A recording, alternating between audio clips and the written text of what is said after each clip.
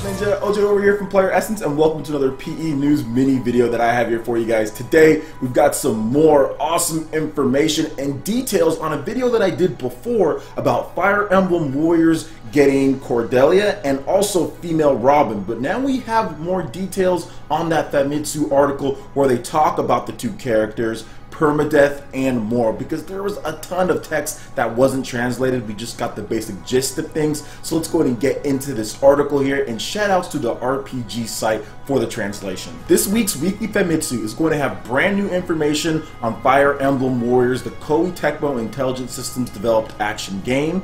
Now, two characters have been revealed like we talked about here, which is Cordelia and female Robin from Fire Emblem Awakening. This information that we're going to go over will explain the weapon triangle system, effective damages, and routes accessible only to flying classes, as well as reconfirming a permadeath feature where fallen characters will not be able to fight in upcoming battles. Let's get into the characters first. Cordelia, one of the Pegasus Knights who serve Crom and the Heldom of Elise. Although she is a genius that can do anything flawlessly, she also has a serious personality and does not reduce her efforts to live up to expectations. Despite having a crush on Crom, she cannot say it out to him.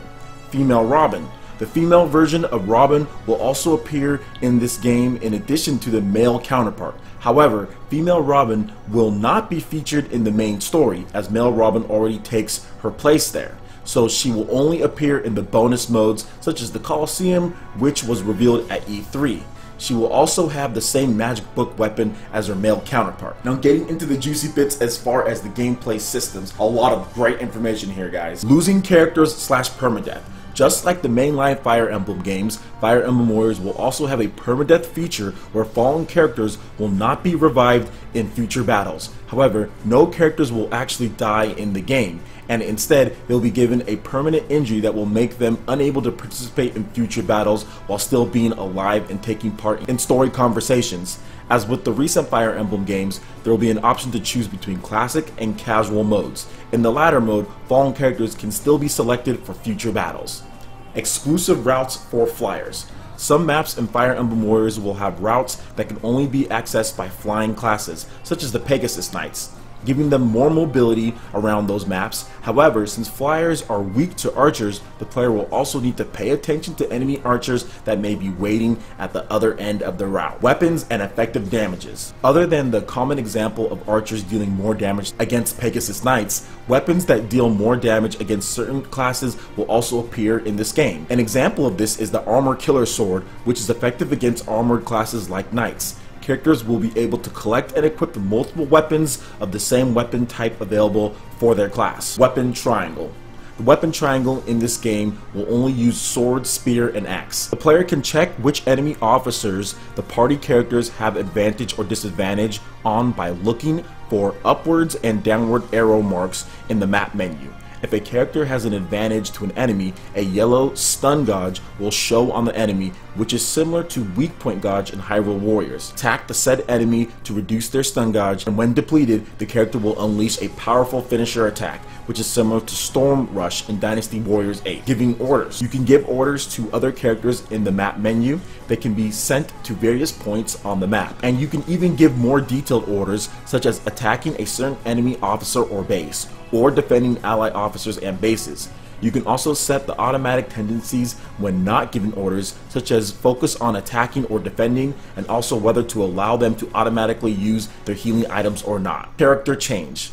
As we have seen in the gameplay footage from demos at E3 and other recent game shows, you are able to instantly switch to another character in the battlefield anytime. The previous character will get to move on their own and according to the tendencies you have set for them if you haven't given them orders yet. It is confirmed that you can have up to 4 playable characters in your army for a battle. Fire Emblem Warriors is set to release on the Nintendo Switch and new Nintendo 3DS in Japan on September 28th and in the West later this fall. The previous information batch introduced the key characters from Fire Emblem Awakening and Fates, which you can read up make sure you go to the RPG site to check that out as well. And like I said before, shout outs to the RPG site for the amazing translation of information there, because I'm super hyped about Fire Emblem Warriors on the Nintendo Switch. So let's talk about a few things, especially the key changes from Hyrule Warriors to Fire Emblem Warriors. The fact that you can switch characters is a feature that I really wanted in Hyrule Warriors but didn't make it in, but made it into Hyrule Warriors Legends on the new Nintendo 3DS and also on the 3DS.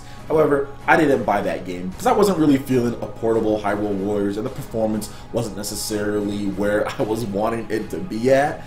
So I skipped that one, and plus I already have Hyrule Warriors, so I was like, I'm good with this one. But Fire Emblem Warriors is so awesome because it's on the Switch, so you get your portable version and you get your home console as well. Plus there's going to be a new Nintendo 3DS version, but I doubt really much people will buy that one.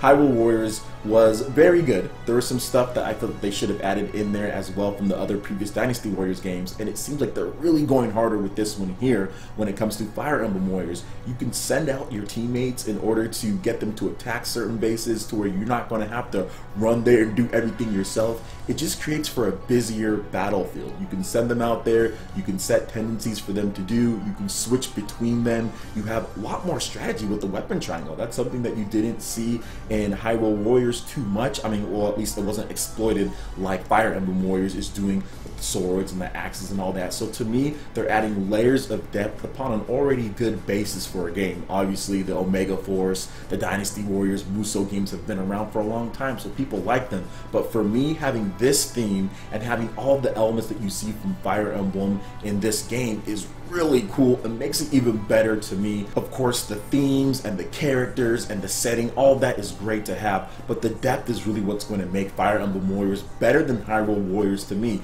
Plus the option for permadeath. I think that was probably the best decision that they can make, because that makes more replay value. Some people might want to go through, okay, I'm going to play it here and then I'm going to play it again with the hardcore mode on. That just creates more replay value, that creates more options for gamers out there. That's something that a lot of people would have hoped. If we got a game in the Warriors series based on Fire Emblem, a lot of people were hoping for that, and it's just as good as we would have thought, because hey, these guys can't die. They still need to participate in the story, but they're forever injured throughout the rest of it. So that's really cool as well. I love the whole Pegasus Knights thing, to where you can really use them in order to get to certain areas that you wouldn't have been able to get to before, but you have to be careful because of the archers. Anyone who plays Fire Emblem games at all know that archers just absolutely wreck flyers, so you have to be really careful. And in this one, it's even going to be more of a heightened sense, I guess, because in this one it's an action game. If you get shot down quickly and if you're on permadeath, you're in trouble. You don't have too much time to think about things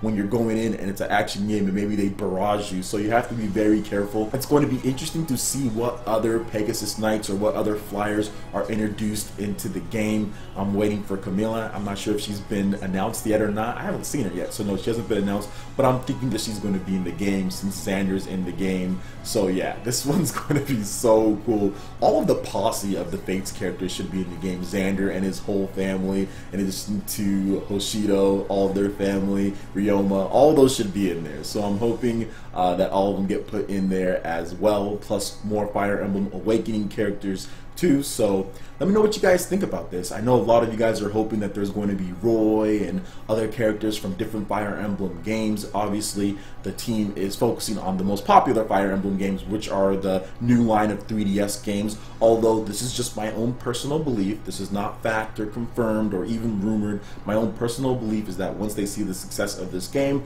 or if they haven't already done so, they're going to create certain Fire Emblem packs for DLC, whether it's, you know, $9.99 or $5.99 or whatever the case is. They're going to create packs with a couple characters from certain Fire Emblem games like the Binding Blade, or they're going to get Ike in and a couple other characters in order to keep the game alive. So that's just my personal belief, but really they're focusing around the most popular Fire Emblem games, and then later down the line they will add maybe some new modes, maybe they'll add some new characters to the mix, or maybe there'll be a sequel with Fire Emblem Warriors 2 where they have more of a encompassing story when it comes to all of the Fire Emblem games. So let me know what you guys think about all of this. I would love to hear you guys' thoughts, and are you excited for Fire Emblem Warriors on the Nintendo Switch? Let me know about that as well. Alright Ninja, that wraps it up for this video here. Go ahead and check out the links in the description below. We've got Facebook, we've got Twitter. Go ahead and give us a like and a follow on our social media. Really helps us spread the content of PlayerEssence across the interwebs in addition to YouTube. Also make sure you check out our Patreon page, pledge any tier, and be entered in to win some awesome prizes each month. In addition to that, we have Discord voice chat and $10 prize eShop tournaments from Mario Kart 8 Deluxe, Splatoon 2, and more. So support PE Live and PE Arena right here on PlayerEssence. Also make sure you hit that like button if you did like this video. Lets me know you guys want more content like this going forward in the future. And subscribe to PlayerEssence for the latest news, reviews, discussions, and more. Thank you so much for watching, and we'll catch you Ninja for the next video. Peace!